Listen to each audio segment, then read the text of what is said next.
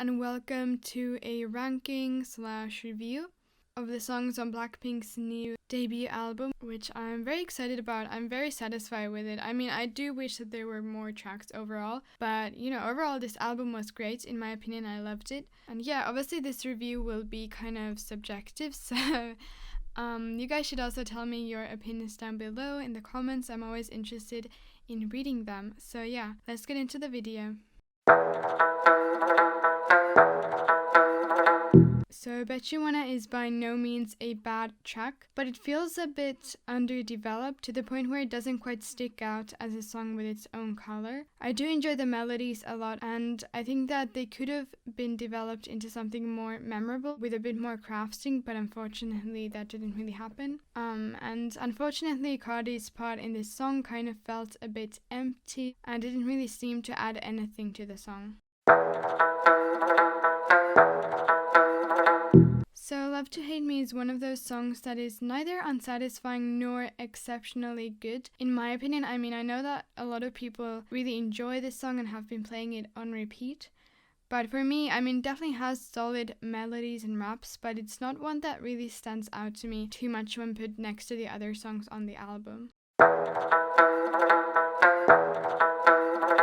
I don't think that Ice Cream is a masterpiece by any means, but it still has that lighthearted and playful addictiveness to it that makes me want to listen to it. It's very fun, and Selena Gomez actually properly added to this track and its appeal, which in my opinion doesn't really happen that often in K-pop collaborations with Western artists. A lot of times I just feel like they might have as well left the feature out because it doesn't seem to add anything to it. But actually in this track, like, Selena Gomez really added to it. She really showed a different side of her in this track, so I was kind of living for that. So in terms of different parts in this song, I really enjoyed the pre-chorus because it had, I mean, amazing vocals obviously, and of course Lisa's rap part with the iconic line "Mona Lisa kinda Lisa," which doesn't really mean anything, but it sounds great. So it was lacking something. It's kind of short. It doesn't really have that long-lasting impact.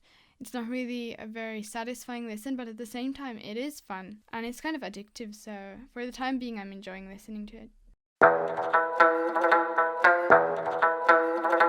Crazy Over You is definitely very addictive and has a very interesting combination of different elements. The pre-chorus is my favorite part. The melody, Roses and Jisoo's powerful vocals, and the instrumentals, which create build-up, are literal perfection. The chorus was definitely slightly unsatisfying, but also at the same time not really. I mean, it didn't really live up to the build-up, but at the same time it's unique and interesting enough for me to be intrigued rather than disappointed. While I didn't expect the pre-chorus and chorus to appear in the same song because they are just so different, I guess, I'm sort of living for it and I'm kind of enjoying the innovative feel of this album. The rap parts are iconic, especially Jennie's versatile voice, full of class and attitude, really adding to this song in my opinion. And of course, to top it all off, the bridge is amazingly rich and seductive. So this song is honestly amazing in my opinion. I would say that it's one of Blackpink's most beautiful and sincere songs. The melodies in this song are so impactful, yet I feel that there's a lightness when listening to it at the same time. Perhaps it's because it's like the final chapter, the conclusion. And while it's a sadder song, it also has a sense of acceptance of the circumstances, hope, and unity. The lyrics of this song are very touching, as it feels like Blackpink are truly sharing their experiences and authentic inner feelings in it, which is not something that we really get from Blackpink that often. Blackpink gets a lot of hate, and it almost feels like people don't even see them as human beings, but rather as products of YG, which is a generally disliked entertainment company, and therefore people feel entitled to treat them like objects to let out their anger on.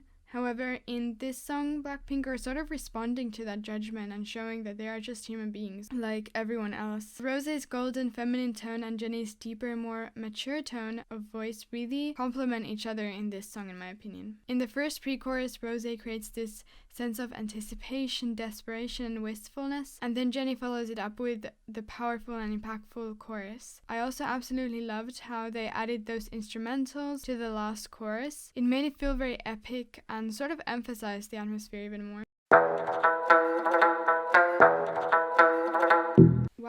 like that is definitely not the most innovative song on this album. It's a solid track with a structure that is known to work, and I honestly see nothing wrong with that. Since the rest of the album feels very innovative, I don't think there's an issue with having One Kill This Love and do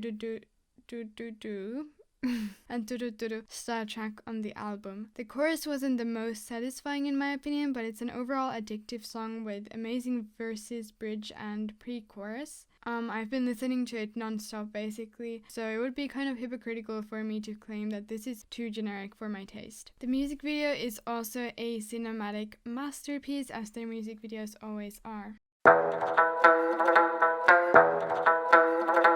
So Pretty Savage is most definitely an iconic Ho anthem. The entire song, its structure, and its lyrics are very addictive. My favorite lyric personally is Born Skinny Bitch. The lyrics are definitely pretty obnoxious, but at the same time, the confidence is exactly what makes the song so enjoyable. I kind of like how they are using vocabulary like pretty and bitch that is often used in an objectifying, condescending manner, and sort of owning it and making it something to be proud of in a way.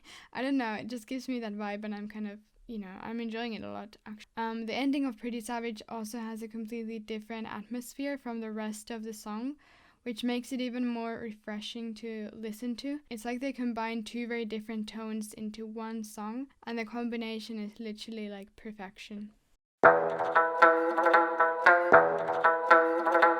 Dare I say that this might actually be my new favorite song by Blackpink. I am in love with the atmosphere that this song creates. It somehow feels like it has more substance and maturity compared to many of Blackpink's other title tracks. It's not just a song that just makes you feel like a bad bitch, but it also is quite touching in many ways. I'm so happy to get a vocal heavy chorus, and not only that, but impeccable vocal heavy chorus. It feels very anthem-like, something that would bring a sense of togetherness and unity at concerts. The instrumentals in the background are beautiful and add to the image that this chorus creates in my mind. For some reason, I'm getting like an image of running around outside at night with friends, with fading lights in the background, and being overcome with that sort of euphoric, liberated feeling, despite the moment having an underlying sense of tragedy. I apologize, this is very specific, but sometimes songs create this very specific picture in your mind, I feel like. But yeah, Blackpink are not a group that typically writes great lyrics, but I actually enjoy the lyrics of this song, as they seem quite relatable, not necessarily to me personally, but I've seen this pattern occur so often around me, where people keep desperately searching for the same love despite their relationships failing over and over again. And yeah, it's kind of tragic, but the song is sort of owning that tragicness of, I suppose, human nature. I don't know if that's a good thing, but I'm here for it anyway. And I also really enjoy the scene in the MV where they are riding the car, and the slight retro sounds in the track. They sort of create an ageless feel to it.